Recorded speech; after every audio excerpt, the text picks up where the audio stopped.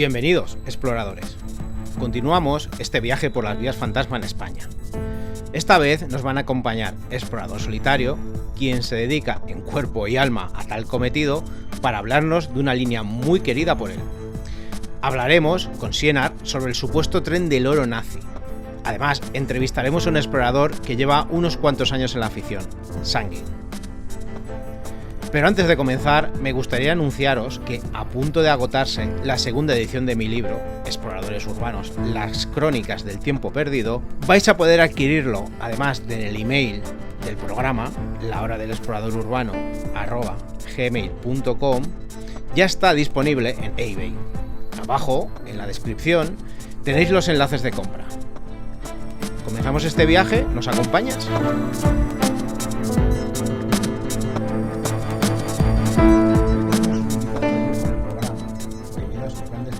Sobre vías de trenes abandonadas. Estamos hablando de Explorador Solitario. ¿Qué tal, explorador? ¿Dispuesto a subirte a este tren llamado La Hora del Explorador Urbano? Bueno, gente, pues sí, claro, ya que estamos aquí, pues hemos vuelto a otro podcast contigo, Leone, y bueno, pues vamos a hablar de un tema que la verdad que es muy importante para mí, una línea que es, ya te digo, que me ha marcado mucho. Y bueno, pues aquí estoy para contar todo lo que queráis saber sobre esta línea, curiosidades, anécdotas, tramos, cualquier cosa que quieras saber. Bueno, Explorador nos va a hablar de la vía abandonada de la línea 102 del directo Madrid-Aranda de Duero-Burgos, que formó parte de una serie de proyectos que se planearon en 1926, en el plan de Guadalhorce. Pero anteriormente, en 1894, ya hubo un intento de comunicar Madrid con Burgos. ¿Nos puedes hablar de este proyecto? Exactamente. Era un proyecto llamado el Ferrocarril del Meridiano. Un proyecto que fue, como bien has dicho, en 1894 para la construcción de un ferrocarril de vía ancha, bueno, sí, de ancho ibérico, porque bueno, luego las vías tienen varios anchos, pero en España siempre fue ancho ibérico, que comunicase Madrid y Santander. Eran unos 414 kilómetros a través de Buitrago de Lozoya, Somosierra, Aranda de Duero, Burgos, Medina de Pomar, Bercedo, así hasta Santander. Fue planificado, ojo, para doble vía. Ojo, te digo ojo porque si te das cuenta, la vía actual es vía única. Y contaba con un ramal que iría hacia Bilbao. Pero, hay un problema. No pasó del papel. Ese proyecto, si tú lo buscas en internet, buscas datos, apenas aparece nada. Se confunde incluso con otro proyecto que igualmente no sé qué ha pasado en Cantabria, tampoco llegó a terminarse, que de hecho pusieron hasta vías y todo, pero se quedaron a 34 kilómetros de Santander. E incluso ahí estaba un túnel que por aquel entonces iba a ser el más largo de España. El túnel se llama Túnel de la Engaña. Qué ganas le tengo a ese sitio, qué ganas le tengo a ese sitio. Lo que pasa es que creo que está sellado ahora mismo, entonces va a ser más complicado entrar. Bueno, para los exploradores urbanos a lo mejor da igual que esté sellado. Siempre hay algún hueco por ahí. Siempre hay algún lugar por el que te puedes colar. Pero una cosita, el de la Engaña, estoy hablando desde el total desconocimiento. El de la Engaña pertenecía a lo que iba a ser la vía esta de la Santander Mediterráneo, ¿verdad? Claro, es que el directo iba a tener una continuación de Burgos hacia Santander, pero ya te digo que esto fue durante el franquismo y no sé exactamente los motivos. También es cierto que me llamaron de Cantabria para que fuera, pero es que Cantabria me queda muy lejos ahora mismo, Sí. para investigar cuál fue la razón final por la que no se llegó a terminar el proyecto, pero solo a 34 kilómetros, que no es, que no es una barbaridad. Bueno, de esa yo no te puedo comentar mucho más porque es que no la he cubierto todavía. Vale, entonces, según me ha parecido a mi entender, en 1896 hubo otro intento respecto al directo, ¿no?, de Madrid-Burgos. Exactamente, creo que sí, 2 años después se presentó otro proyecto que era del ingeniero Domenchina, bueno, se apellidaba Domenchina, realmente se llamaba Francisco Domenchina, que propuso el ferrocarril económico de Buitrago a Burgos. Es curioso, porque misteriosamente el origen del trazado se situaba en Buitrago de Lozoya y no en Madrid, desde Buitrago de Lozoya hasta Burgos. Ujú. La construcción y los sondeos comenzaron porque tenían la esperanza de que dieran el ok y bueno, pues al final quedó tampoco en nada. No, el gobierno de aquel entonces no le pareció bien y pues no se terminó. Pero el trazado final del directo Madrid-Burgos coincide en bastantes puntos con este proyecto. Ajá. Bueno, y ahora nos vas a explicar precisamente la construcción del directo en 1926, cuando comenzó en Castilla y León, ¿verdad? Bueno, realmente tengo entendido que, bueno, según he investigado y tal, el OK se dio en 1926, pero no empezó hasta 1928. Ujú. Lo cierto es que por aquella época la construcción empezó a un ritmo muy elevado, pero hubo un fallo. La ubicación, para empezar, se empezó por Castilla y León y eso fue una de las causas que ralentizó mucho el final de la construcción de la línea. Bueno, entre otras causas. Otras causas como por ejemplo, bueno, ya sabemos que el plan de Guadalhorce se hizo durante la dictadura de Miguel de Primo de Rivera, pero después estuvo la República y la República este plan lo anuló, digámoslo así. Pero lo que ya estaba empezado a construir, por ejemplo el directo, lo ralentizó, pero sí se seguía construyendo. No fue hasta la Guerra Civil Española que fue cuando se paralizó el proyecto completamente. Y luego, tras terminada la Guerra Civil, el franquismo lo terminó del todo. ¿Y cuáles fueron las últimas partes construidas? Tengo entendido que fue entre Segovia y Madrid. Sí, las últimas partes construidas tienen su lado oscuro. ¿Por qué? Porque digamos que esta línea, la construcción de esta línea, no era muy rentable. Entonces, durante el franquismo se usó mano de obra, pues digamos, algunos dirán esclava, otros semi-esclava y otros dirán prisioneros, como lo quieras llamar. Usaron a yo lo considero prisioneros de la guerra civil republicanos, los usaron para la construcción a través de empresas concesionarias afines al franquismo. ¿Qué pasa? Que al no tener que pagarles lo que se paga a un obrero normal por aquel entonces, pues todo iba más rodado. Entonces, por cada día trabajado, a los presos se les quitaba 2 días de condena. Joder. Así, claro, así muchos aceptaron. Incluso, yo te puedo hablar desde la Sierra Norte, que es donde había muchos presos, que fueron los que construyeron las estaciones, dinamitaron y picaron los túneles, que tienes que venir un día y ver los túneles, porque es impresionante cómo lo hicieron. Me gustaría, ¿eh? Me gusta, porque ya sabes que a nivel personal el tema ferroviario a mí me encanta. O sea, me lo apunto. Pues si vienes ya te digo que te enseñaré y si se puede, espero que se pueda, entraremos por los túneles kilométricos a oscuras y sentirás lo que yo sentí. Mm. Pero bueno, volviendo al tema que me has preguntado, ¿vale? El que estábamos hablando de los presos ahora, también se llevaron a las familias de los presos para que así no hubiera riesgo de fugas, que aún así hubo riesgos de fugas, y así pues tenerles tranquilos. Pero eran jornadas muy duras de 12 horas, cuidado, 12 horas picando, 12 horas colocando, 12 horas construyendo, se dice muy pronto. Ya. Yeah. No, desde luego seguro. No, y seguramente las condiciones de comida, de tiempo, pues, hostia, Burgos, Madrid en invierno tiene que hacer un frío, seguro que no eran las mejores. No, aquí no. Y da la casualidad de que hubo proyectos parecidos durante el franquismo, como fue la construcción del Valle de los Caídos. Pues había prisiones, es que no eran prisiones en sí, bueno, podríamos decir que sí, porque muchos dicen, no, campos de concentración. No eran campos de concentración porque las puertas estaban abiertas.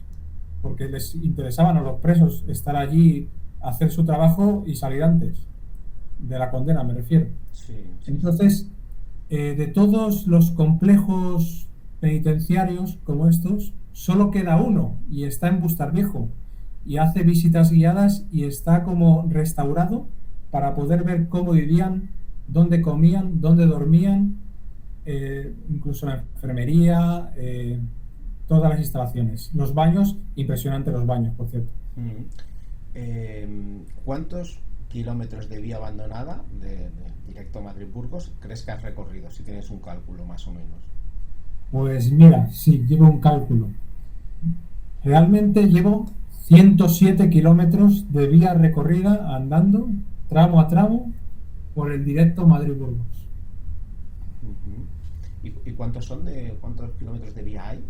O había, pues claro, ya no estás viviendo. La línea completa son 282 kilómetros, de los cuales tienes que contar que los 25 primeros están en funcionamiento.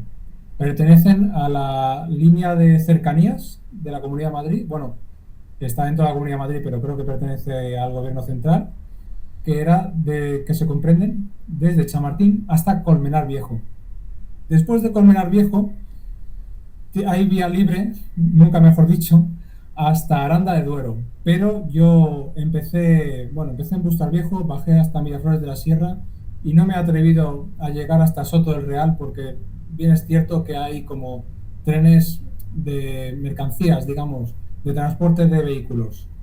Pero sí es cierto que me gustaría bajar. Lo intenté una vez, es cierto también que intenté una vez bajar por Miraflores y no sé, vi un ambiente extraño, vi como vigilancia y dije, nada, mejor en otro momento. Pues mira, precisamente a propósito de esto que comentas, ¿qué tipo de personas te has encontrado en las estaciones abandonadas? Pues me he encontrado personas normales, personas peculiares y personas extrañas. Las primeras personas que encontré de hecho, fue haciendo el primer vídeo del directo Madrid Burgos. Fue un matrimonio caminando en paralelo a la vía, que dentro de un túnel que hay cerca de la estación de Bustar Viejo, unos 200 metros de longitud tiene, oscuras, donde ellos me comentaron que fue construido por presos políticos, llamémoslo así. Luego también me he encontrado varias personas, sobre todo haciendo deporte, con bici, haciendo footing, pero también, por ejemplo, en el segundo tramo que hice, que me encontré, digamos, el tramo que se comprende entre Bustarviejo y Miraflores de la Sierra, me encontré cazadores junto a la vía. Que, bueno, a ver, uno en concreto, con escopeta en mano, no apuntándome, ¿vale? Hay que recalcar eso. Pero sí en un terreno elevado, mirando hacia la vía y sobre todo mirándome a mí según iba pasando fijamente a ver qué iba haciendo. Pero, no sé, fue extraño. Había como tensión. Luego también había otros a lo lejos que me observaban, pero a ver, decirme no me dijeron nada porque yo creo que ni yo debería estar allí ni ellos tampoco. Creo que no estoy al tanto, pero necesitan como mínimo 100 metros para poder cazar, 100 metros alejados de la vía. Claro, que al ser una vía que no funciona, pues vete tú a saber. También en el tercer tramo, que comprende cuando volví a Bustar Viejo e hice hasta Valdemanco, vi a un hombre extraño, completamente tapado, la cara todo tapado, escondiéndose detrás de unas rocas, pero escondiéndose no de mí, gracias a Dios, pero observaba a unas personas que estaban como acampando cerca de la zona. Curioso, ¿no? Sí, sí, bueno, yo a lo mío, ¿me entiendes? Yo seguí la vía. La siguiente ya sí es más turbia. La siguiente anécdota fue o encuentro donde estaba ubicada la antigua estación de Lozoyuela, en la Sierra Norte de Madrid. Después de atravesar, digamos, después de Valdemanco hay un túnel de 2 kilómetros, 400 metros, si no mal lo recuerdo. Es el túnel llamado Medio Celemín. Tras Sí. pasar este túnel, ahí aprendí una cosa muy importante, Leone, y digamos, comparto contigo esta información. No aparcar nunca cerca ni en las estaciones que estén alejadas de la población. Sí. Te voy ¿Qué a te contar, ocurrió? te cuento. Cuéntamelo. Apareció un coche marrón, muy estropeado, con los cristales así rajados, roto, con 5 hombres, todos con mascarilla y algunos encapuchados. Madre mía, tío. Yo iba andando, y te puedo decir hacia dónde iba andando, iba andando desde donde hay como, digamos, una explanada, pero que tiene suelo de cemento, donde estaba la antigua estación. Iba andando hacia el gabinete de circulación de la vía, que todavía existe y está en pie. Bueno, está en pie, está vandalizado, pero está en pie. ¿Qué es lo que pasa? Que ese coche iba siguiéndome. Iba siguiéndome y en un momento dado me adelantó por la izquierda. Yo iba andando porque había un coche más adelante, un coche aparcado, que gracias a Dios no era el mío. Pero, ¿qué es lo que pasa? Que aparcaron al lado del coche que estaba estacionado, para que me entiendas. Sí. Y aparcaron ahí y observé que abrieron una puerta de atrás, pero nadie salía. Yo, yo parado enfrente, mirándoles a unos, pues no sé si estarían a 20 o 30 metros, no salía nadie.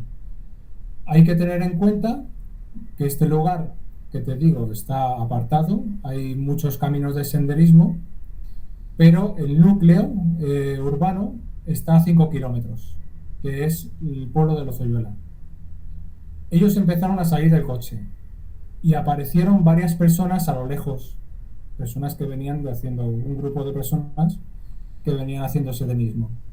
Entonces eso les distrajo y yo me fui alejando, cogí mi coche, aceleré a tope y ese día me di cuenta de que hay cosas que hay que aprender cuando haces exploración urbana solo, bueno, exploración ferrocarril solo más bien, y fue un buen susto. Bueno, hay un explorador que se llama Ardilla, que es también de primera generación, que él me dio el consejo siempre de nunca aparques el coche cerca del lugar abandonado, déjalo unos metros alejado. Aunque no sé por qué es cierto que en las estaciones lo aparco cerca y no me extrañaría nada que guardaran allí algo, que lo escondieran porque tú lo sabes, hay unos almacenes muy grandes donde puedes esconder material. Es que, Leone, yo te puedo contar algo más. Yo en esa estación, bueno, es que estación, donde estaba la estación, he ido varias veces, pero yo he aprendido que hay que ir amaneciendo porque no hay nadie. Y he visto escritos muy turbios, amenazantes, como que deben quedar allí algunos grupos o algo para pegarse, o no sé qué pasa ahí, pero insultos y tal. O sea, hay algo raro ahí. Mm, mm. Claro que también es que estamos hablando de lugares donde no hay una densidad de población tan grande como donde vives tú o donde vivo yo. Y claro, pues es de suponer que según qué tipo de ajustes de cuentas, según qué asuntos turbios que la gente se traiga entre medias, es muy fácil ir allí a derimirlos, vamos, a solucionarlos. Sí, Bueno, pues ahora, ya que nos has hablado de los seres humanos que te has encontrado, que seguro que también te has encontrado gente maravillosa, sí, eh, claro. Sí. me imagino que al ser un lugar con poco paso de humanos, es de imaginar que la naturaleza y los animales han ido volviendo poco a poco a hacerse dueños de todas esas vías y estaciones que no hay cerca de un pueblo. Pues exactamente, la naturaleza recoge lo suyo, nunca mejor dicho. Sí es cierto que, a ver, se nota que al dejar de pasar los trenes y estar tan apartado, la maleza, uf. Sobre todo al principio, los primeros tramos, sí es cierto que la maleza, bueno, aquello era una selva. Yo tengo fotos que era impresionante. Pero sí es cierto que después, por donde yo pasaba, hacían, desbrozaban la maleza. Yo alucinaba. Porque técnicamente, digamos que esa línea no está cerrada. Es decir, muchos dicen, no, está abandonado. No, no, no está abandonada. Esa línea está pausada.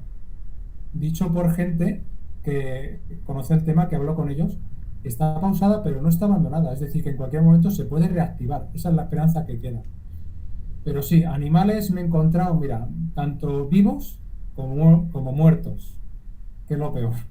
Ya. Pero sí, me he encontrado, mira, pues te puedo decir una vez, y te puedo decir incluso el tramo, que se comprende entre San Mamés y la siguiente estación, que es Gascones-Buitrago, un corzo viniendo corriendo hacia mí, que fue cuando yo pegué un grito y el animal se fue corriendo, pero debe ser que pues sería temporada de caza, porque es más, por aquella zona habían como parcelado partes de la vía, es decir, tú ibas andando por la vía y de repente te encontrabas vallas con puertas, o sea, y soldado, o sea, no era de un día para otro, estaba bien hecho.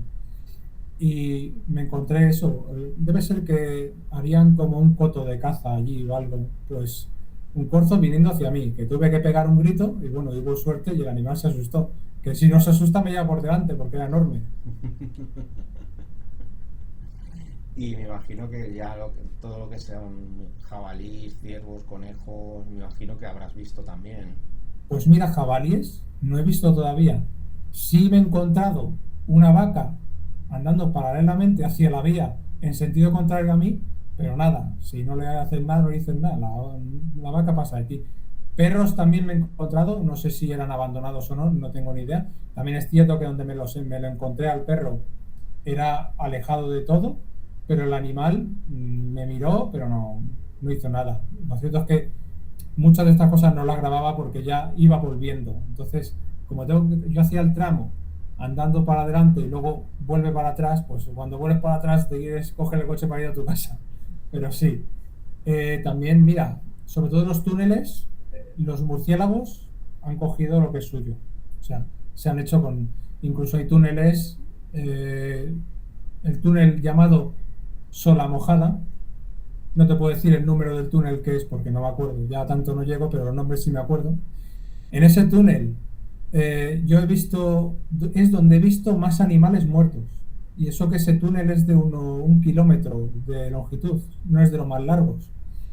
Me he encontrado ciervos, vacas, incluso un caballo. Y también sí es cierto que en ese túnel es donde se me rompió la cámara de repente. No me preguntes por qué. Me estás hablando Eh, de los túneles esos tan kilométricos donde tú tenías los subidones de adrenalina. sí, bueno, realmente donde los tuve tan adrenalina fue en el medio Celemín y el túnel Matáguila, que es, digamos, el más largo que se puede transitar, porque digamos que el más largo de la línea originalmente era el de Somosierra, pero el de Somosierra está cerrado y bueno, se vino abajo, que fue una de las causas del cierre de la línea. Pero Mata Águila está a punto de caerse. Y eso sí es verlo y tener tensión porque estás viendo que cae una cascada de agua dentro del túnel. Y la cascada no es que salga por una pared, no, es que está cayendo del techo. ¿Y tú eso lo atravesaste o preferiste volverte? No, ya seguir adelante porque estaba ya cerca de la salida. Ya Claro. prefería seguir hacia adelante y en la salida llegas al apeadero del pueblo de Garganta de los Montes, junto al pueblo, por cierto. Madre mía. Y bueno, me imagino que muchos de estos pueblos, ahora que me lo has comentado, me imagino que muchos vivían del paso del tren, y tanto de mercancías como de pasajeros, y supongo que han quedado también parados en el tiempo, como las estaciones o la vía misma. El impacto que estuvo el cierre en estos pueblos pues fue grande. Lo que pasa es que estos pueblos siempre tuvieron también comunicación por carretera, con los autobuses de línea. Pero había un tren que era un ferrobús, me parece que se llamaba, que paraba en todas las estaciones de la línea. Pero claro, tardaba un montón en llegar a Burgos. Pero sí, comunicaba a todos los pueblos. Y por ejemplo, Braojos de la Sierra, que tiene 70 habitantes, o incluso Robregordo, que es la última estación dentro de la Comunidad de Madrid, que tiene alrededor de 300 habitantes, pues siempre se está intentando luchar porque lleguen cercanías hasta allí. Parece una cosa imposible, pero si ya van a hacer cercanías hasta Soto Real, es muy posible que pueda llegar. Haciendo eso, yo seguramente creo fielmente que aumentaría la población de todos esos pueblos. E incluso Robregordo, que se tarda 2 horas y media en autobús en llegar a Madrid capital, se tardaría 40 minutos, que se dice pronto. Pueblos de Segovia, cercanos a Madrid, como Campo de San Pedro o Santo Tomé del Puerto, estarían a 1 hora de Madrid en tren, mientras que en coche tardas casi hora y media. Sería una ventaja tanto para el tiempo del desplazamiento como, vamos, esas poblaciones crecerían seguramente y tendrían, pues, bueno, una economía mucho mayor y tanto la población seguramente se rejuvenecería porque, claro, a 40 minutos de Madrid en tren, gente joven se acaba yendo también. Claro, si los precios son asequibles, ya te lo digo yo. Pero no es que sea una teoría, es que en Colmenar Viejo, cuando se hizo la línea, ¿vale? Y se puso cercanías, duplicó la población. Hostia, pues Y mira, ahora que después de la pandemia se está repoblando estos pueblos que te he dicho, como puede ser Santo Tomé del Pueblo, ay, Santo Tomé del Puerto sobre todo, porque es el primer pueblo por la nacional, bueno, la autovía A1 de Burgos, es el primer pueblo de Segovia, después de Madrid. Pues yo te digo que si pusieran un tren, que se comunicara un regional y a un precio asequible, porque uno de los problemas que tuvo esta línea es que los precios de los billetes eran desorbitados. Siempre te lo puede explicar mejor Jorge Núñez, que es el presidente de la plataforma por este ferrocarril.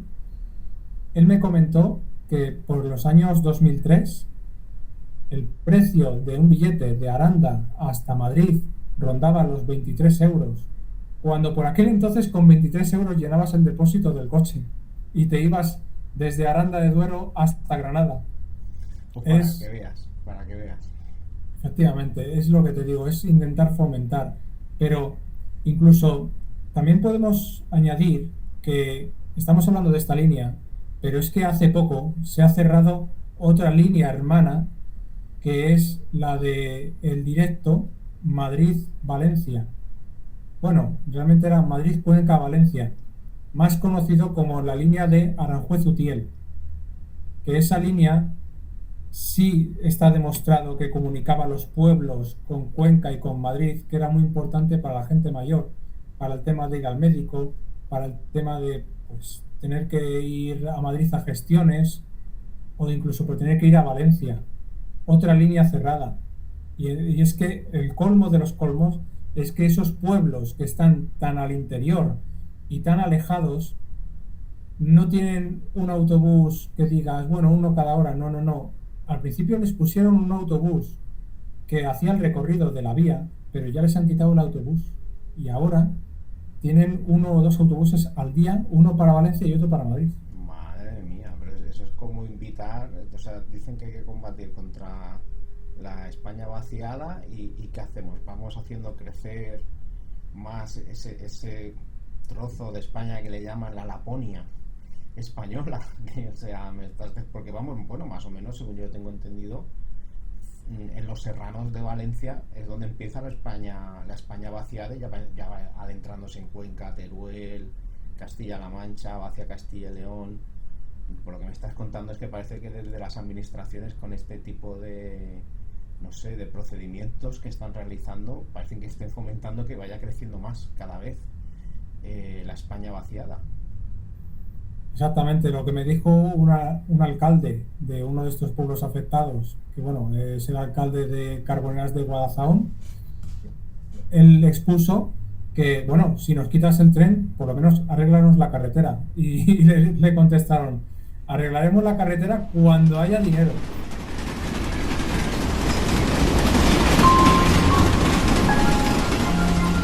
Un saludo exploradores, esto es Urbex Comic y os habla un servidor, J. ¡Comenzamos!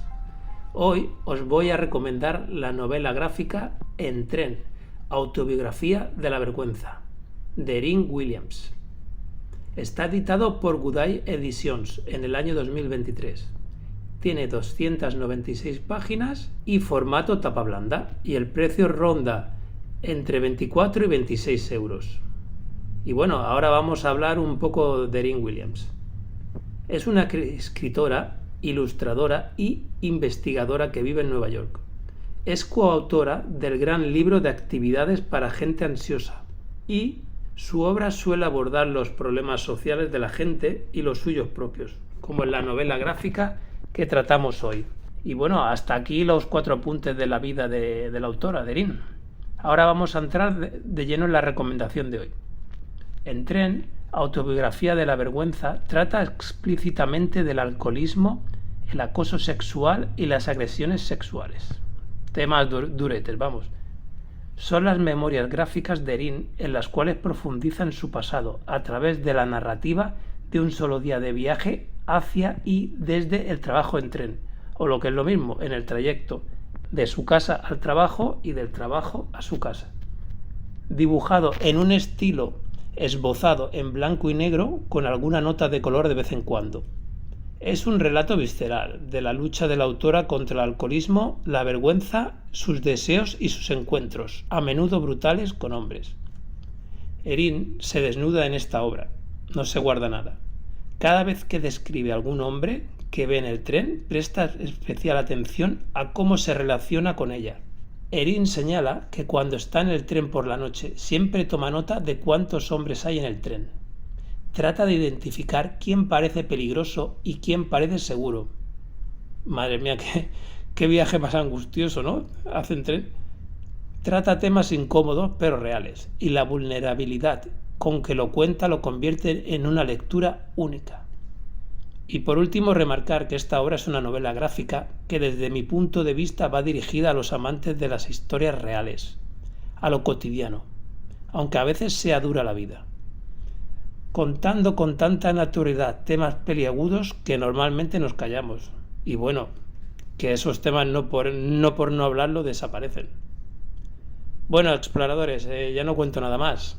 Lo de siempre, no os quiero hacer spoiler. Ahora os toca a vosotros descubrir la novela y nada, espero que la recomendación de hoy os haya gustado y ya sabéis que podéis dejar comentarios en iVoox de esta novela que hablamos o de cualquier otra novela gráfica o cómic que me queráis comentar. Hasta la próxima, exploradores. Se despide de vosotros un servidor, J. El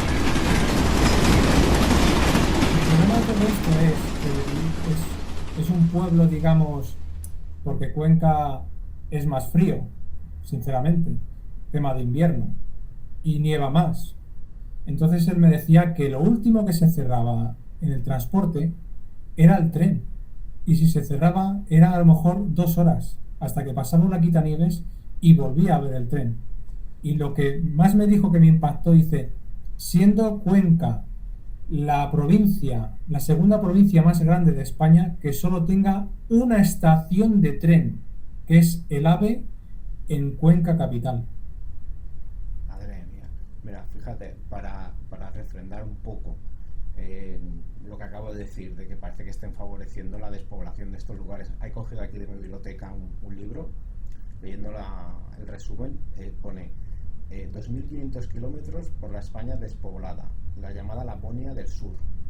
Eso comprende 1.355 pueblos que se extienden por las provincias de Guadalajara, Teruel, La Rioja, Burgos, Valencia, Cuenca, Zaragoza, Soria, Segovia y una parte de Castellón.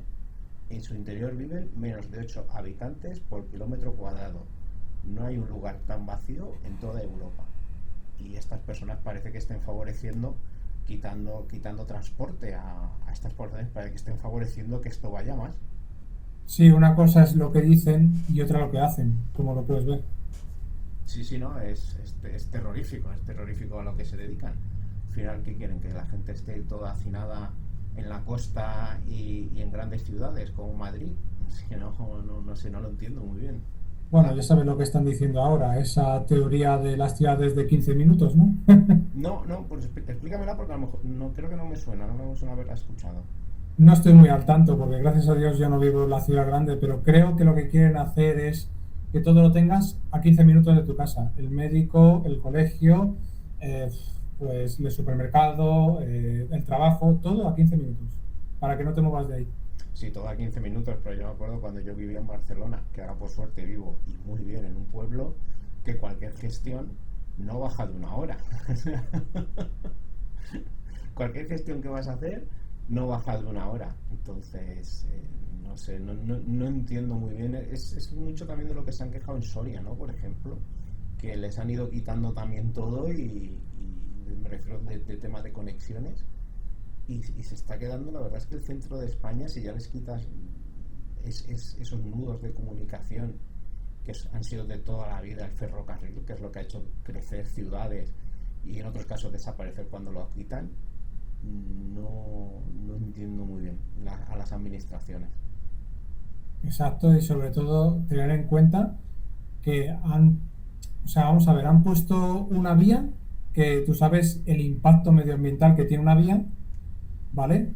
Pues han dejado una vía, como es la que estamos hablando, del directo, ahí en medio de la nada y han construido vías de alta velocidad que tienen el doble de impacto, el doble de precio por cada kilómetro y el doble de precio de mantenimiento.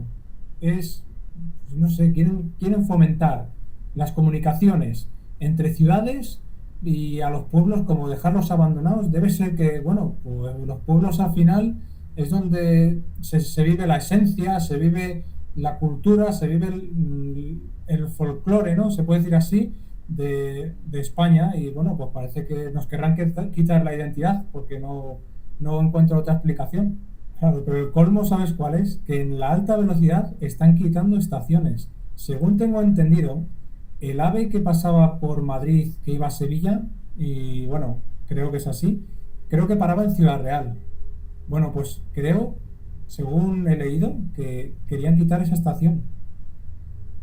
Oh, madre mía. Mira, volviendo a la línea, el directo Madrid-Burgos, ¿era una línea que en su momento tuviera mucho tráfico ferroviario? Tuvo un auge muy importante y sobre todo, mira, el primer viaje, cuando la inauguración, estaba en su inauguración, incluso estaba Francisco Franco, que viajó en el tren, se tardó exactamente 40 minutos menos que 10 años después. Paradójicamente, en finales de los 60 se tardaba mucho menos que en los 80, pero esta línea tuvo un mantenimiento especial porque por esta línea pasaron muchísimos trenes. Pasó el tren hotel, pasó, ¿qué te puedo decir? Regionales, incluso trenes de mercancía empezaron a pasar en los años 70.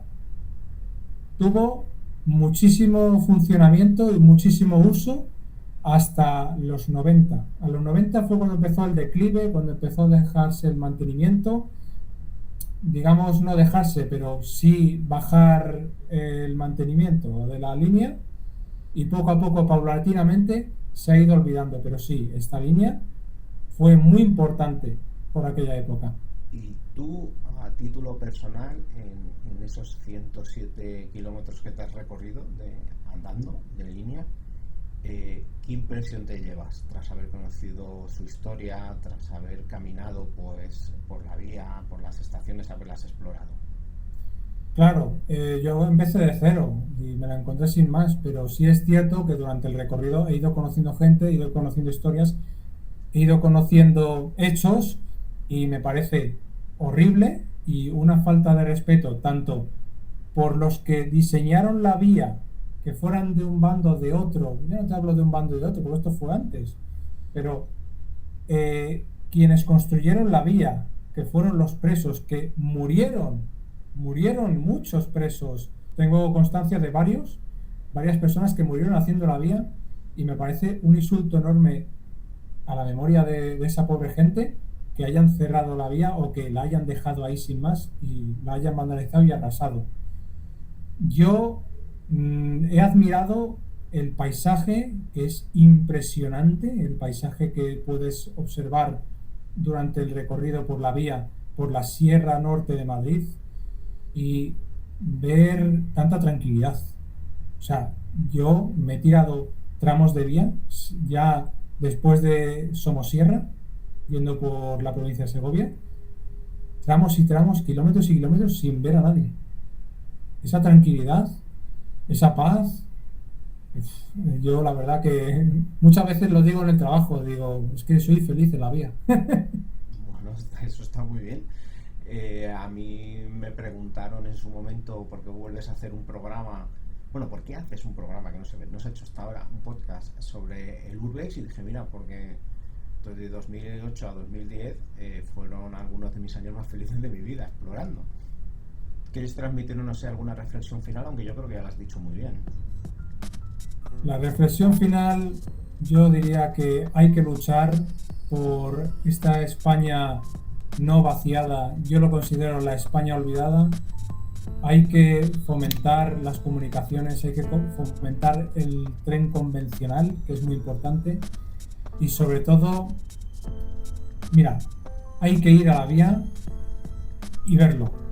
Porque aunque veas que eso es solo una vía, no es solo una vía. Hay historias detrás, hay anécdotas, hay vivencias, hay gente que dio la vida por construir esa vía. Y no merece la pena que esté en el estado que está, en el abandono que está. Y yo voy a seguir documentando tramo a tramo hasta donde me dejen, porque bueno, ya veremos si Dios quiere podré llegar hasta Aranda de Duero andando, pero ya lo veremos, si no me lo impiden antes, porque bueno, digamos que en Aranda ya funciona, y la última vez que se intentó hacer algo en Aranda, una manifestación, pusieron seguridad, entonces, bueno, ya veremos, pero sí. Y después incluso de llegar a Aranda de Duero, haré otra línea que también más antigua y que también merece la pena. Pero bueno, volviendo a la reflexión final, yo solo digo que hay que luchar por el tren convencional y por los pueblos de España. Y nosotros encantados de que lo sigas documentando, seguiremos viendo tus vídeos que nos encantan, y muy gustoso de que hayas visitado la obra del explorador urbano con un tema que te encanta, y que bueno, que sepas que las puertas del programa están siempre abiertas, porque nosotros somos, no sé, como un tren de estos que está abandonado en una estación, en una peajería, que tiene todas las puertas abiertas y puede entrar quien quiera. Muy bien, como digo siempre en mi canal, nos vemos en la vía. Bueno, Sienar nos va a traer leyenda, realidad, nos va a hablar sobre el famoso tren de oro nazi, pero antes, ya que hemos tenido a Explorador Solitario, que si te acuerdas nos llevó y nos hizo de un genial y maravilloso guía en la línea directo Madrid-Burgos, del que has salido hablando en este mismo programa. Pues, ¿cómo fue esa experiencia tuya en ese trazado? No hicimos mucho, pero sí, bueno, fue muy impactante. A mí, yo me lo tomé como una excursión, pero caray, me gustó mucho que vinieras a Madrid y también me gustó pues acogerte y sobre todo conocerles a ellos, que fueron muy majetes, nos trataron muy bien y echamos un día muy agradable. Sí, y luego por otro lado fue muy impresionante el túnel, que eran 2 kilómetros, sí, que dentro encontrábamos el semáforo, que le habían tirado lo que era el tema de cuadros de luz, que eran de madera, que eran muy antiguos, donde... Las explicaciones que nos dio, la señal, ¿cómo se llamaba? ¿La alfa? Buah, eso yo no me acuerdo. Sí, que estaba protegida con unas maderas, que era el sensor cuando pasaban los vagones por ahí para darle señales al cuadro para realizar las señalizaciones en las entradas del túnel. Las latas de mirindas. Las latas de mirindas. Las manchas de la luz ultravioleta. También. Y luego también pues encontramos el campamento donde estaban los prisioneros republicanos, que les obligaban a la construcción de la vía. Que luego además estaba donde estaba el vigilante, la garita que la descubrí de puñetera casualidad.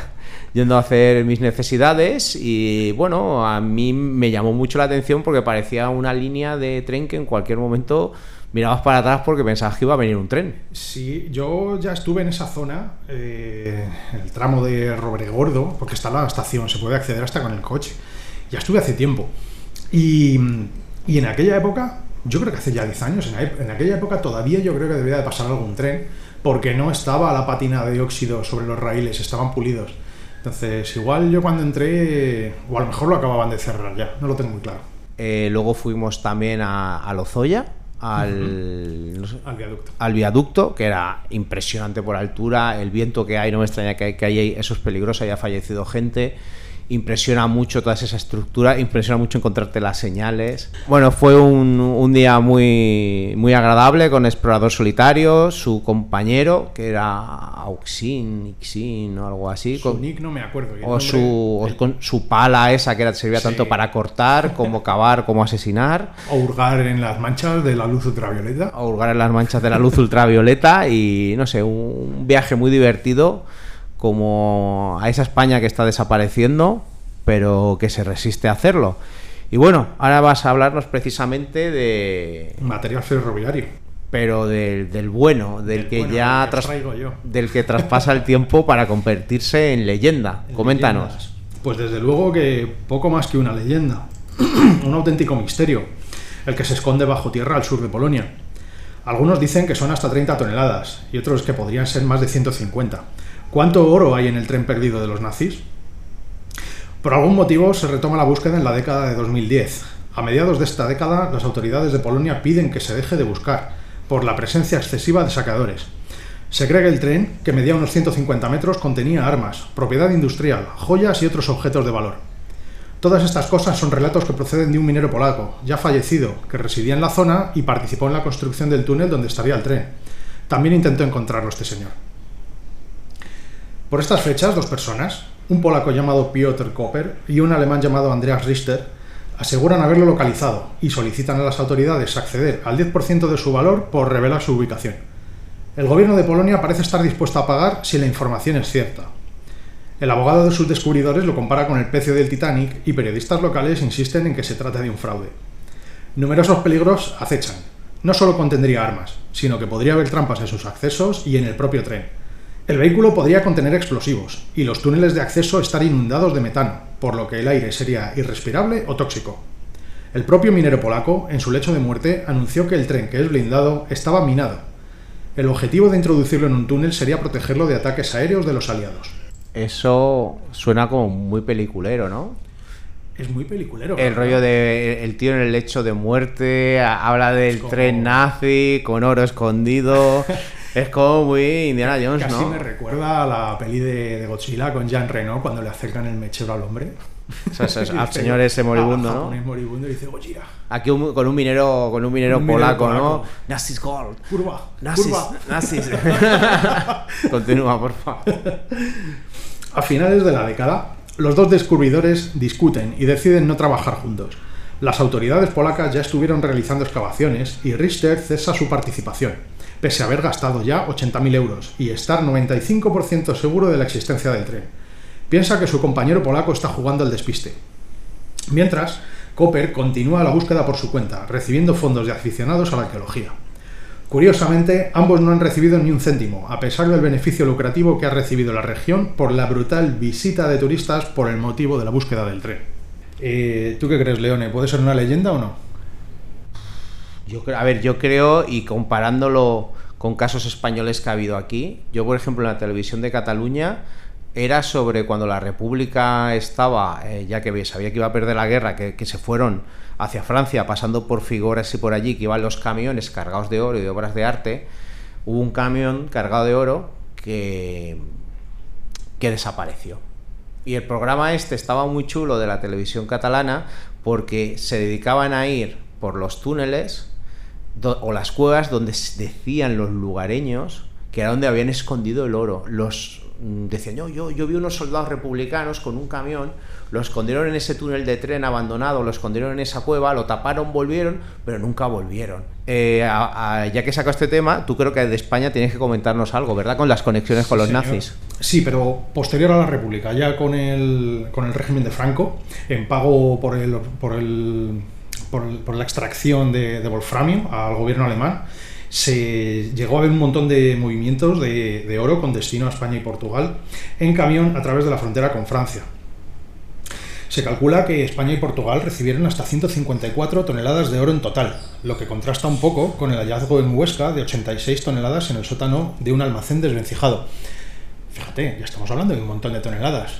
Y esto es en España, ¿qué no habría sacando por Polonia? 2/3 partes de estas 154 acabarían en Lisboa y el otro tercio permanece consignado en el Banco de España, en Madrid.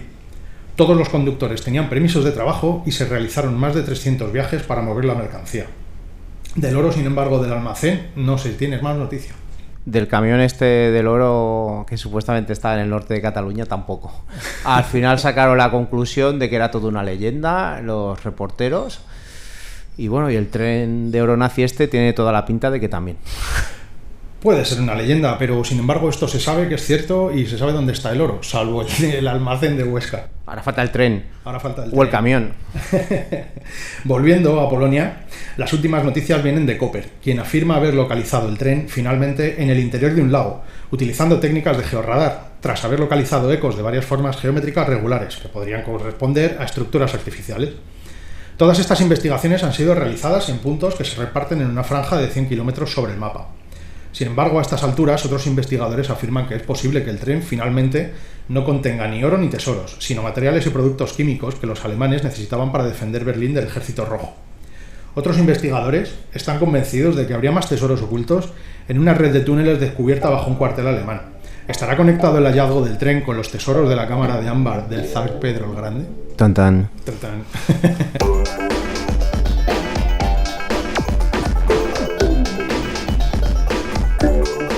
Llega el momento de la entrevista y hoy nos visita un explorador que sigue publicando sus expediciones en ese medio que muchos dan por muerto, pero que se niega a morir, el blog. Es de esos exploradores que surgió cuando Cataluña, y en concreto la provincia de Barcelona, era con mucha diferencia cuna y epicentro del Urbex en España. ¿Qué tal, Sange? Bienvenido al programa. Muy buenas, Leone, muchas gracias. Un placer. Gracias a ti. Y mira, ya voy directo con la primera pregunta. ¿Cómo empezaste a explorar lugares abandonados? ¿Qué te incitó a ello? Bueno, pues para empezar tengo que decir que yo no vengo del mundo urbex, sino más bien del mundo de la fotografía. No tenía absolutamente referencias, no sabía quién había, no sabía qué se creaba, no sabía qué mundo había qué mundillo había de sitios abandonados. Y bueno, pues ya te digo, mi camino natural fue la fotografía. Yo fotografiaba por cualquier sitio, más tema documental, social, cosas que a mí me interesaban personalmente, pero nunca acababa de encontrar lo que me atraía, ¿no? También había hecho BBCs, la boda, bautizos, comuniones, etc., books, pero nunca acababa de ser lo mío. Luego hubo otra vía que me gustaba, o sea, que siempre me dedicaba a ella porque es la música. Desde pequeño me ha gustado el metal extremo en todas sus variantes y he tocado en grupos, he sido batería, bajista, guitarra, vocalista. Y bueno, te preguntarás, hostia, ¿por qué la música y el urbex? ¿Qué tiene que ver? Pues bueno, cuando llegué a un punto que era más político, más antisistema y más, por así decirlo, pues me llevó al punk y iba a casas abandonadas, a casas ocupadas, y todas estas casas ocupadas eran anteriormente casas abandonadas o sitios abandonados. He visto auténticas joyas, o sea, hospitales, colegios y viviendas señoriales, incluso en centros de Barcelona, naves industriales. Y bueno, un poco era... La música me llevó también a conocer ese tipo de sitios. La tercera vía que me gustaba mucho era la literatura, pero nunca acababa de saber dónde exponerme o dónde escribir o dónde, ¿sabes? Y la cuarta, pues bueno, al final fue por amor. Conocí a mi pareja y bueno, un día hablando del tema, más rollo paranormal, acabó saliendo vamos a ver un sitio. Y el primero creo que fue, acabamos yendo al Hospital del Tórax, lo típico, ¿no? Pero el primero fue la Torre del Conde, ¿sabes? Pero, por así decirlo, yo nunca he sido un explorador natural, o sea que por todo ello, pues desde un fotógrafo, músico, escritor y un tanto frustrado, pues nació un blog, ¿sabes? Y ese blog es mi pasión ahora mismo y me expreso de esa manera. Así que esa fue mi forma de llegar al urbex y cómo empecé. No está mal, buena combinación, ¿eh? Sí, un poco, es una buena mezcla. Bueno, pues entonces, hablando de tu blog, de Lost Souls, si no me equivoco, va a cumplir o ha cumplido 10 años. ¿Y sabías decirme de dónde viene su nombre? ¿Qué te inspiró? Bueno, el nombre de Lost Souls era porque yo le quería llamar a un grupo de Lost Souls. Y desde siempre, siempre que yo tengo un grupo que con ese nombre. Y también relacionado con Almas Perdidas, porque como nunca había hecho Urbex ni sabía de este mundillo, y mi pareja tampoco, era como, lo explico un poco en la introducción del blog, ¿no? De al conocernos éramos como almas perdidas que no sabíamos que teníamos una misma pasión, y por eso de ahí Almas Perdidas. También nuestro primer viaje fue a Italia, en Nápoles y la costa amalfitana, y fuimos a una cantera donde se recogían y se adoptaban pues cráneos, huesos humanos y tal. Y también fue curioso porque también le llamaban Almas Perdidas. Y creo que fue una mezcla de todo, ¿no? Y al final acabó llamándose así. ¿Por qué te Sí. decidiste por el formato blog para mostrarnos tus exploraciones? Pues el formato blog, como te he dicho antes, me permitía juntar en todo lo que yo quería, o sea, fotografía, música y en mi manera de escribir, todo en un mismo formato, y ese era el blog. Y bueno, también cuando ya empecé a hacerlo, viendo otros blogs, decía, hostia, es que es la mejor expresión que tengo. Ahora existen un montón, YouTube, TikTok, que también las utilizo, pero tampoco no es mi expresión habitual, ¿no? Por eso el blog me parece tan acertado, ¿no? Porque puedes juntar todo. Y para mí fue perfecto el blog. ¿Cuál es el lugar explorado que más te ha impresionado hasta ahora? Hostia, es que es difícil. Solo porque todos uno, a su sin manera, pensarlo, no lo pienses, uno, va. sin pensarlo, un colegio que había en las afueras de Barcelona. Enorme. Todo el mundo sabrá cuál es. Y que Almodóvar rodó una película allí. Y de hecho te voy a contar una anécdota allí, porque yo ahí empezaba muy de novato. No lo vi entero, solo vi una parte de una iglesia y 4 aulas y poco más. Y me planté en mitad del patio a echar las fotos. O sea, claro, evidentemente vino el de seguridad, vio que no estaba haciendo nada así ni vandálico ni nada, pero me advirtió, me dijo, tienes estas opciones tú mismo, o te vas o llamo a la policía. Y bueno, evidentemente me fui, pero fue algo, o sea, es que fue flipante estar allí, o sea, de ver 4 tochos y 4 casas y sin nada, a ver eso fue brutal, la verdad. Sí, bueno, Almodóvar, y yo me acuerdo que creo que fue la tercera vez que fui, que fue cuando llevé a mi mujer, que éramos novios, nos encontramos guiones de películas porno, o sea que se nos daban de todo. Hostia, pues mira. Y mira que he estado viéndome pelis porno aposta, digo, a ver si lo localizó el colegio, que era solo por eso, no era por otra cosa, era para ver si localizaba el colegio. Sí, ¿no? Nadie va a dudar, no te preocupes. Y no lo he conseguido, no lo he encontrado. Pero bueno, tú sigue en la búsqueda. Yo continúo, yo no voy a parar hasta que lo encuentre. ¿Cuál es el sitio donde has sufrido un percance y más miedo has pasado?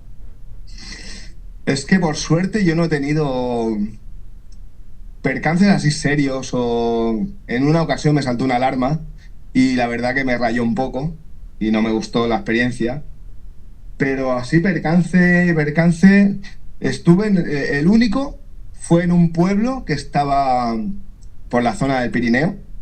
Sí. Yo creí que estaba abandonado, todos los medios decían que estaba abandonado y claro, tú llegabas en coche, incomunicado, no había coberturas en absoluto y bueno, pues daba la impresión de que sí.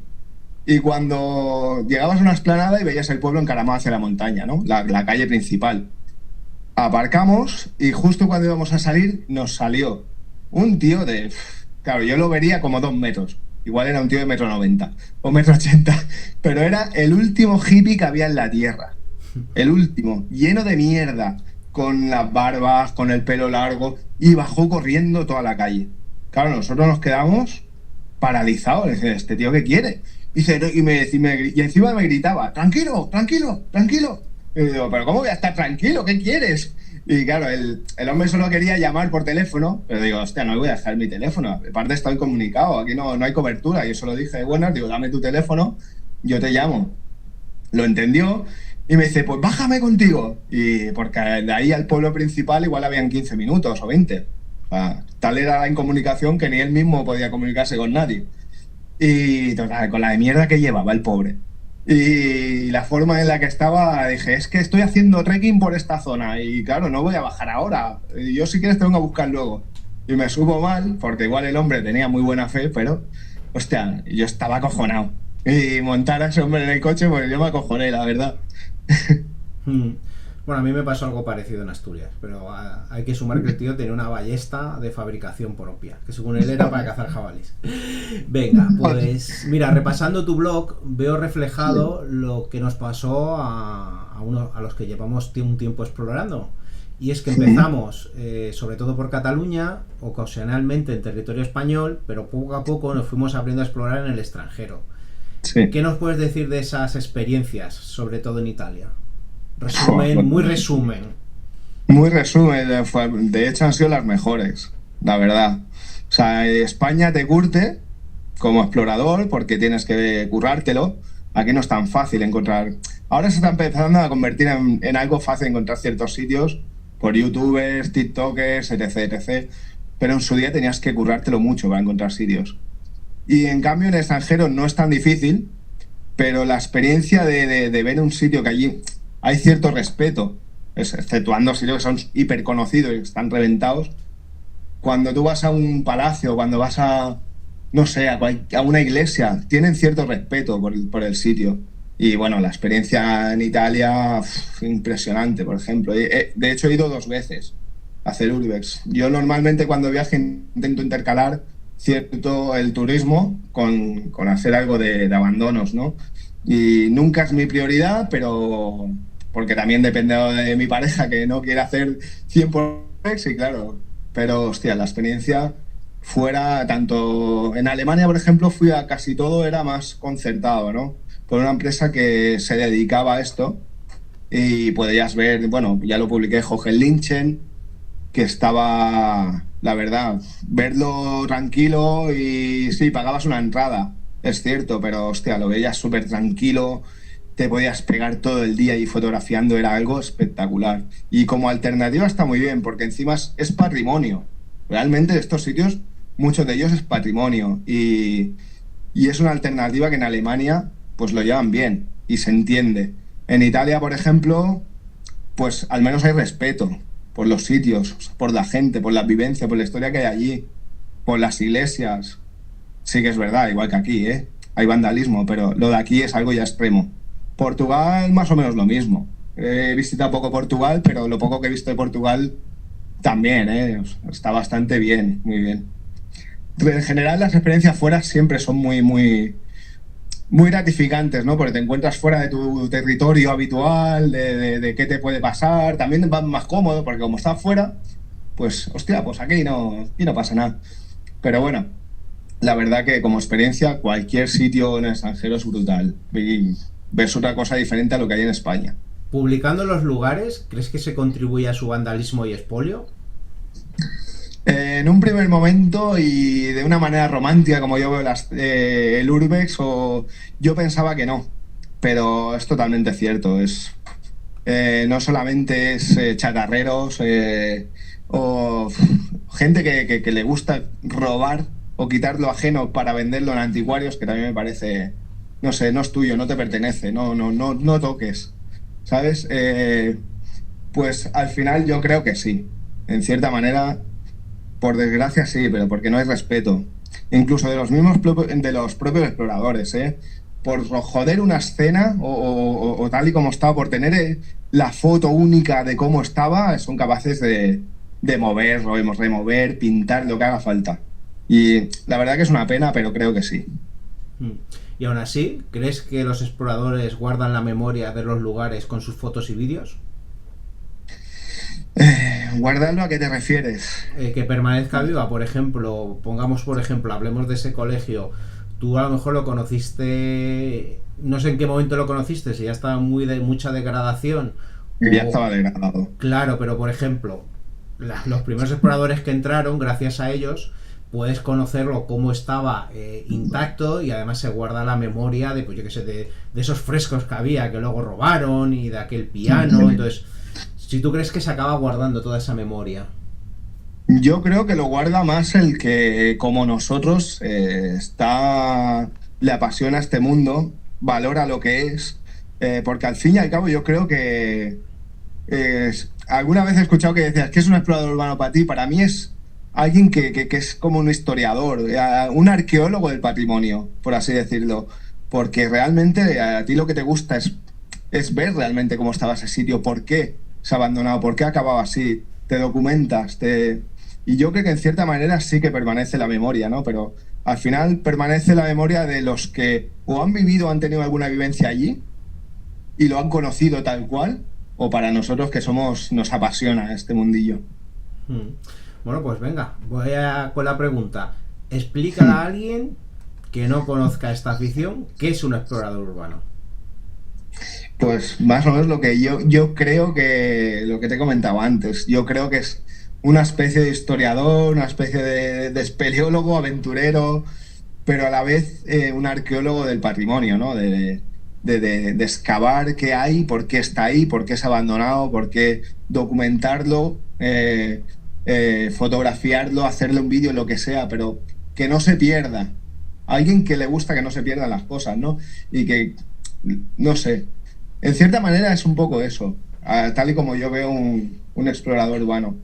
Que deje huella o no deje huella, bueno, ya vemos que a la gente le gusta mucho y hay mucha moda, pero no me interesa esa faceta a mí me interesa el haber visto un sitio que en cierta manera se va a perder me gustaría que por decadencia natural, pero a veces es más por vandalismo y esa es la pena, ¿no? De que no dure 20, 30, 40 años más y ver cómo es realmente, cómo acaba y cómo fue su inicio de abandono.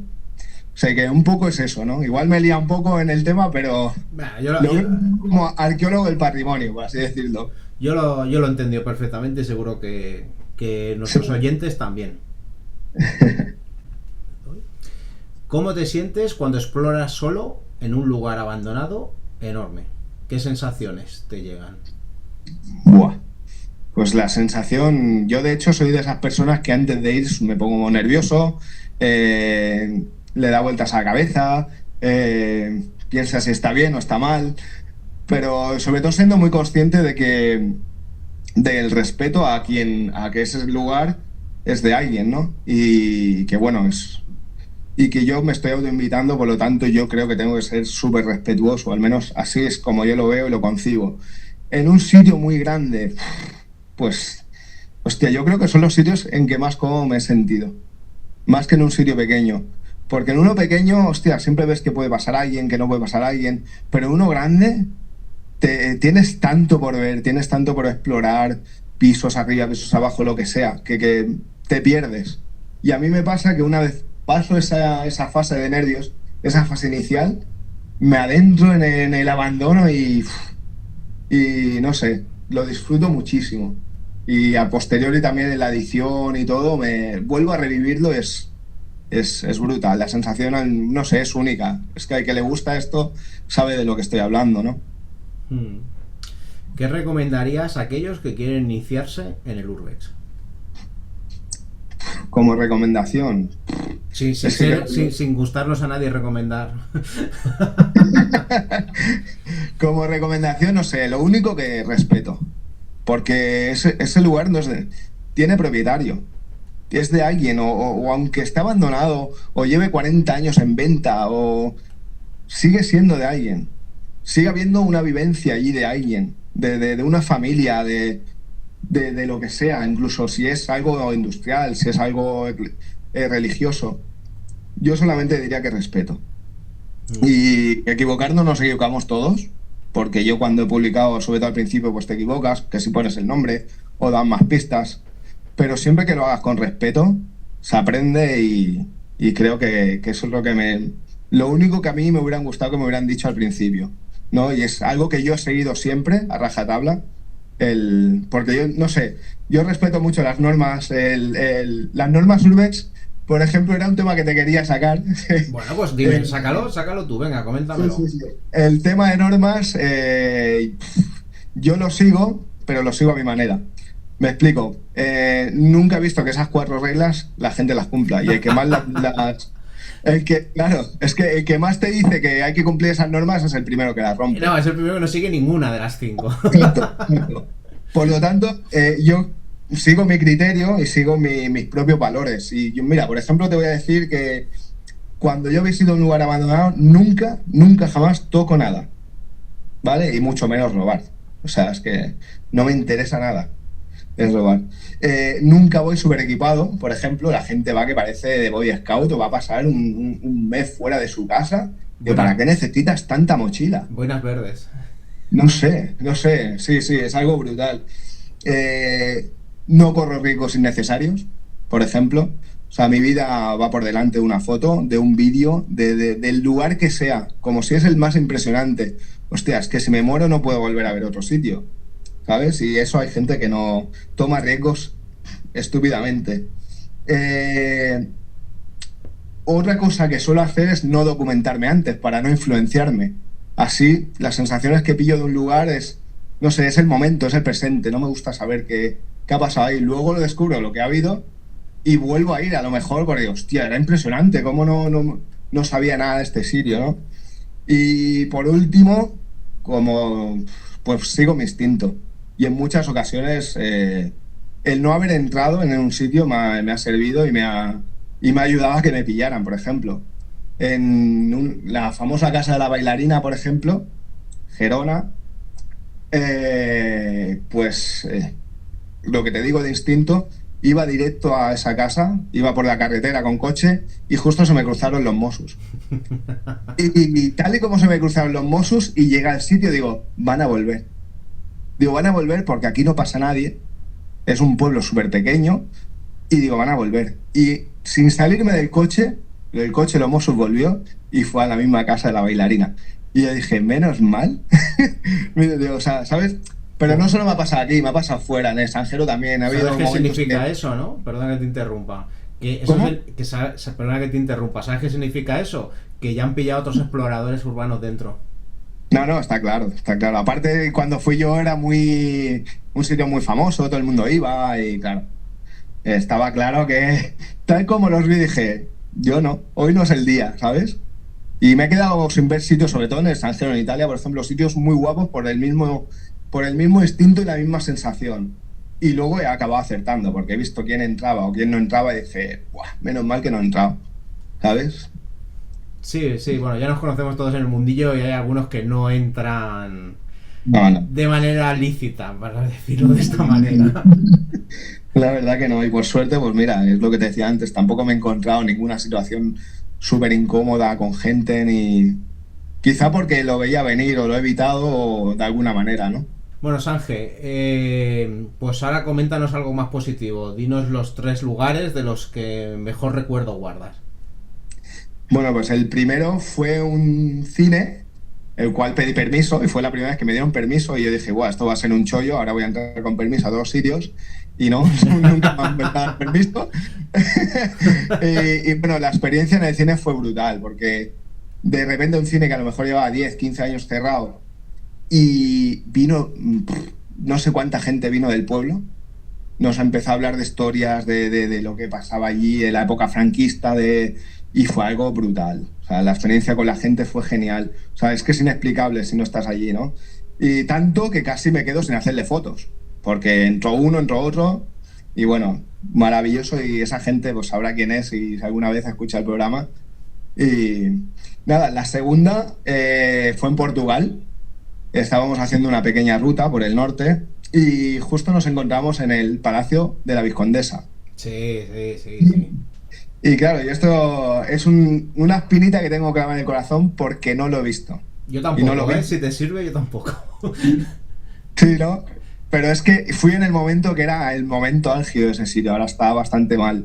Sí. Y bueno, cuando abarcamos el coche, vemos cómo entrar, tal y cual. Y ya cuando íbamos a entrar, justo cuando íbamos a entrar, de la casa de al lado aparece una pareja de mediana edad, tirando ya mayores, y una señora. Y claro, pues ya nos cortó el rollo, nos esperamos un rato. Digo, bueno, no sé cómo se despidieron y justo enfrente de nosotros, donde estábamos parados. Y la pareja se fue y la señora, pues espontáneamente nos habló, salió una conversación y luego pues le empezamos a decir qué hacíamos nosotros, por qué estábamos allí y que por respeto no íbamos a entrar, porque esa señora era la nieta de la vizcondesa. Toma ya. Y claro, fue De hecho, tengo una foto con ella. Le pregunté si le podía hacer una foto y me dijo que sí, que ningún problema.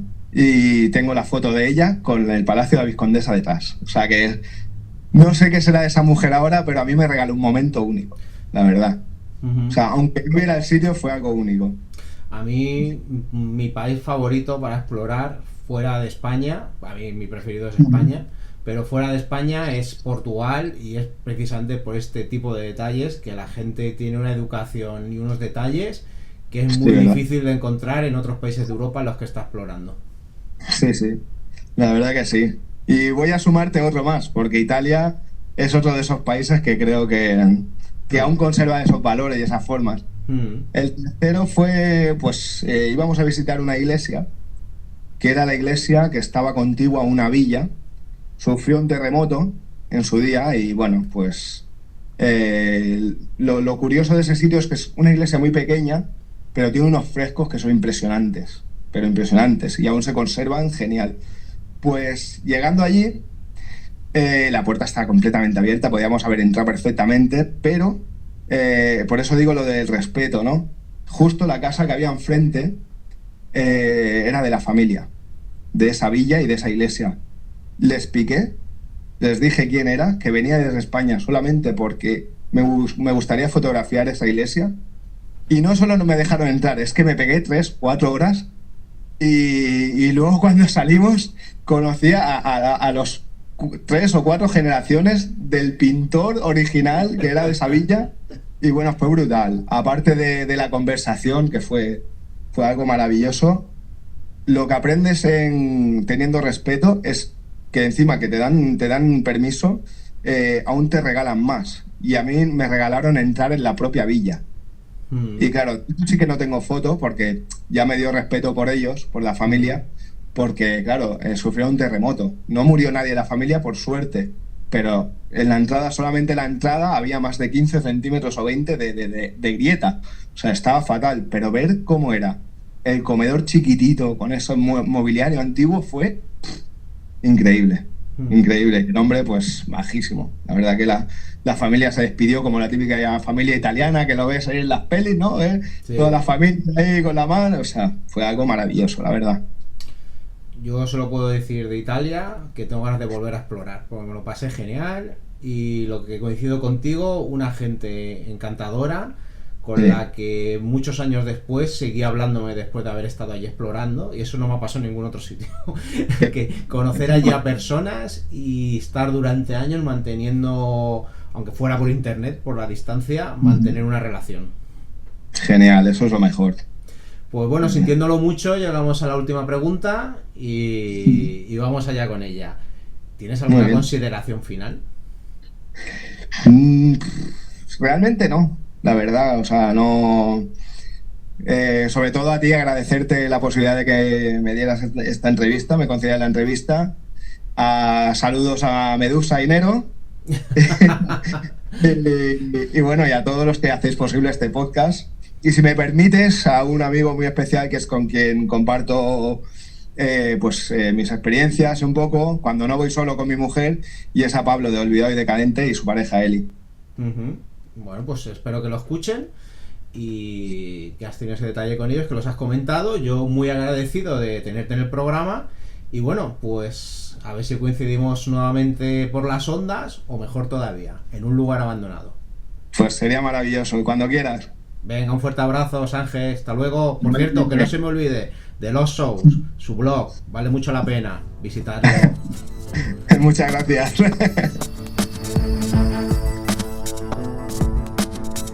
No creáis que este viaje ha terminado. Lo que ocurre es que ya estamos en el penúltimo programa de la segunda temporada, así que una tercera parte de Vías Fantasma se va a quedar para la tercera temporada, y os aseguramos que no os va a decepcionar. También me gustaría anunciaros que este es de los últimos programas que se va a publicar en iVoox. Hemos decidido, pensamos que es lo mejor para el proyecto, permanecer en Spotify y YouTube. Os iremos avisando, pero ya quedan pocos programas aquí en esta plataforma. Un saludo a exploradores, sed felices en todo lo que hacéis y un fuerte abrazo.